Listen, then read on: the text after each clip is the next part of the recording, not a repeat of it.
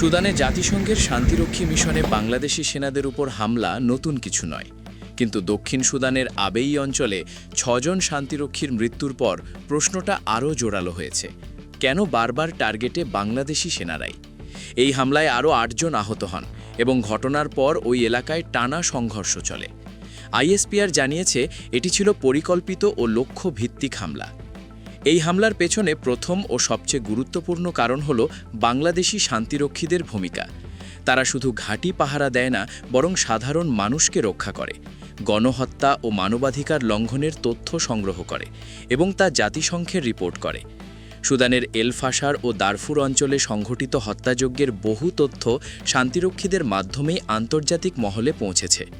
এতে আরএসএফের মতো সশস্ত্র গোষ্ঠীর ওপর আন্তর্জাতিক চাপ বাড়ে, যা তাদের জন্য বড় হুমকি। দ্বিতীয় কারণ হল বাংলাদেশি সেনাদের নিরপেক্ষতা। সুদানের গৃহযুদ্ধে বহু আঞ্চলিক ও আন্তর্জাতিক শক্তির স্বার্থ জড়িত, কিন্তু বাংলাদেশি সেনারা কোনো পক্ষের হয়ে কাজ করে না। তারা কারো কাছ থেকে সুবিধা নেয় না এবং স্থানীয় সশস্ত্র গোষ্ঠীর সঙ্গে আপস করে না। এই কঠোর নিরপেক্ষ অবস্থানই তাদের অনেক সশস্ত্র গোষ্ঠীর চোখে অবাঞ্ছিত করে তোলে এবং সহজ লক্ষ্য বানিয়ে দেয়। বাংলাদেশ জাতিসংঘ মিশনে অন্যতম বড় ও অভিজ্ঞ অবদানকারী দেশ। বাংলাদেশি সেনারা বহু বছর ধরে আফ্রিকা ও মধ্যপ্রাচ্যের বিভিন্ন সংঘাতে কাজ করেছে এবং স্থানীয় জনগণের কাছে তাদের গ্রহণযোগ্যতা তুলনামূলক বেশি।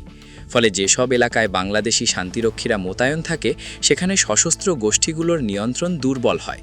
এই বাস্তবতা আরএসএফের মতো বাহিনী ভালোভাবেই জানে।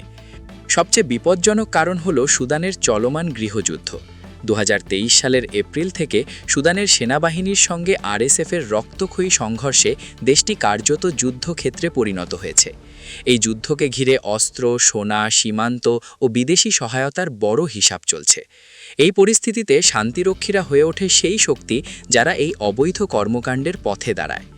সুদানের সেনাবাহিনীর অভিযোগ, আরএসএফকে সরাসরি অস্ত্র ও অর্থ দিয়ে সহায়তা করছে সংযুক্ত আরব আমিরাত। আরও অভিযোগ রয়েছে, আরএসএফ প্রধান জেনারেল মোহাম্মদ হামদান দাগলো সুদানের গুরুত্বপূর্ণ সোনার খনির নিয়ন্ত্রণ করেন এবং সেই সোনা বিদেশে পাচার করা হয়। এসব কার্যক্রম নজরে আসার পেছনে শান্তিরক্ষীদের ভূমিকা রয়েছে বলে মনে করা হয়। এই প্রেক্ষাপটে শান্তিরক্ষীদের উপর হামলা শুধু প্রতিশোধী নয়, বরং একটি কৌশল। বিশ্লেষকদের মতে, ভয় সৃষ্টি করে শান্তিরক্ষীদের পিছু হটাতে পারলে আন্তর্জাতিক নজরদারি দুর্বল হবে এবং সশস্ত্র গোষ্ঠীগুলো আরও নির্বিঘ্নে তাদের নিয়ন্ত্রণ বিস্তার করতে পারবে। এই কারণেই দক্ষিণ সুদানের নিহত বাংলাদেশি সেনারা কেবল সংঘর্ষের শিকার নন, তারা একটি বড় রাজনৈতিক ও সামরিক বাস্তবতার অংশ। যতদিন সুদানের এই যুদ্ধ চলবে এবং শান্তিরক্ষীরা সত্য প্রকাশের কাজে থাকবে, ততদিন বাংলাদেশি সেনারাই থাকবে সবচেয়ে ঝুঁকিপূর্ণ অবস্থানে।